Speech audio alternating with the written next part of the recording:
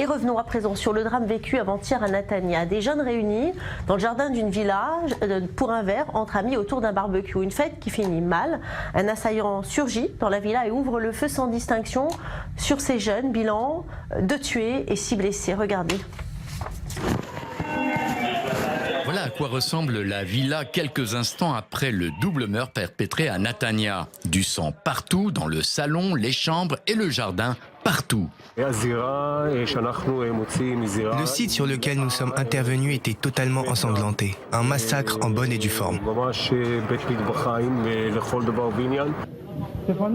Un massacre encore entouré de mystères. La police a plus de points d'interrogation que de réponses. Seule chose certaine, il s'agit d'un sanglant règlement de compte. 2 assaillants sont arrivés sur les lieux en scooter. L'un d'eux a grimpé sur la clôture de la villa et ouvre le feu à l'arme automatique sur 8 jeunes qui faisaient la fête. Le bilan est lourd, personne n'échappe, 2 tués et 6 blessés. On faisait un barbecue avec quelques amis, on a bu, on a rigolé. Je ne sais pas, je me souviens seulement que les tirs ont commencé.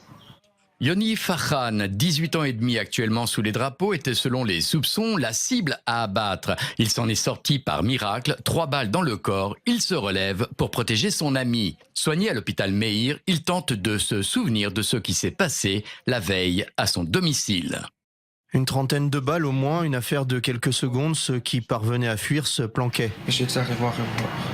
En tout cas, Ron Yaakov, 19 ans, et Aviv Bouharon, 20 ans, n'ont eu aucune chance de s'en sortir. L'assaillant leur a tiré dessus à bout portant. Des témoins affirment que le tireur a couvert sa fuite par des tirs en direction du salon où se trouvaient des enfants avec leur mère, avant de rejoindre son complice qui l'attendait dehors en scooter. Et voici la dernière photo mise en ligne par Aviv Bouharon sur sa page Facebook quelques instants avant le drame. Il n'a rien fait.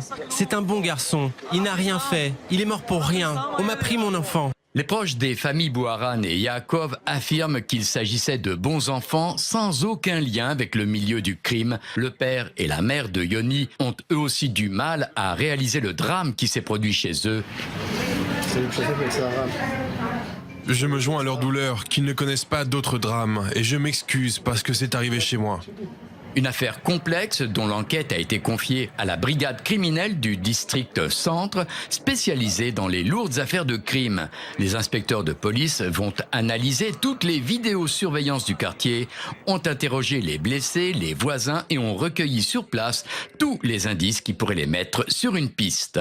Toutes les hypothèses sont envisagées, mais bien sûr celle d'un règlement de compte entre gangs ennemis de la région de Netanya est privilégiée. Mais Yoni Farhan dément tout lien avec le crime organisé et précise qu'il n'a pas d'ennemis et qu'il n'appartient pas au milieu.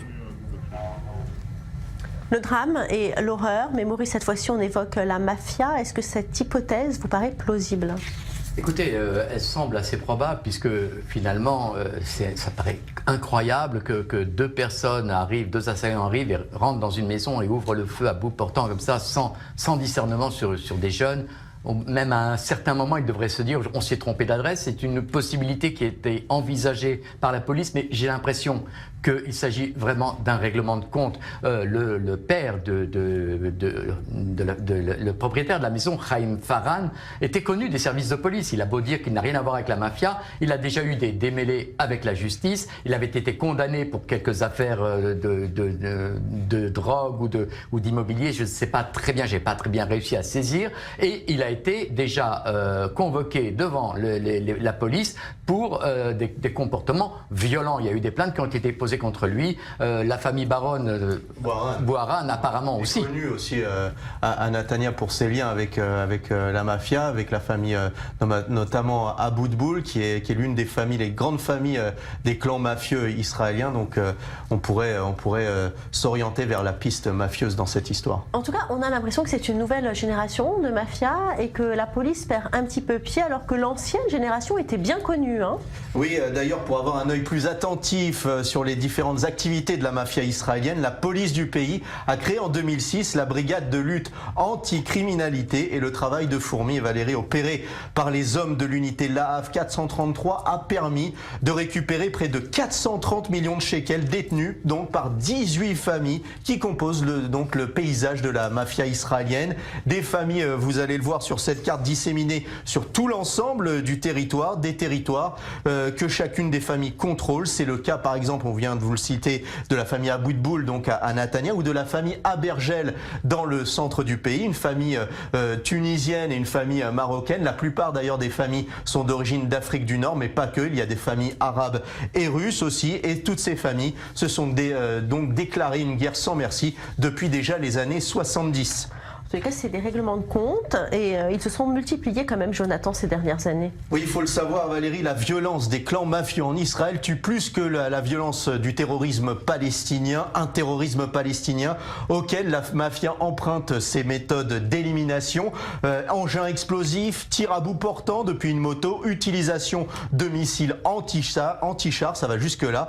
Tout y passe et tout s'opère à ciel ouvert, parfois aux heures de pointe, comme ce fut le cas à Bat Yam il y a de cela 48 heures, lundi soir. Il y a 2 jours, donc il y a quelques années aussi à Tel Aviv, un petit chef de la mafia locale a été tué au beau milieu de la promenade de Tel Aviv le jour du Shabbat. On le sait, l'artère est très fréquentée par les familles ce jour-là. La police tente de freiner le phénomène sans pouvoir toutefois l'arrêter. Plusieurs centaines de membres du crime organisé ont été arrêtés sur les 5 dernières années. Le travail des forces de l'ordre est rendu difficile d'ailleurs par l'absence de règles et de structures comme peut l'être la mafia italienne. Bon, en tous les cas, on parle de la mafia en Israël, mais il y a des ramifications qui sont partout dans le monde. Oui, les activités de la mafia israélienne ne se concentrent pas seulement sur le petit territoire israélien. Elle opère aussi en Géorgie, en Russie, en Biélorussie, aux Pays-Bas, en Ukraine, en Allemagne, mais aussi en France, on le sait, et aux États-Unis. Ces activités sont pluriformes,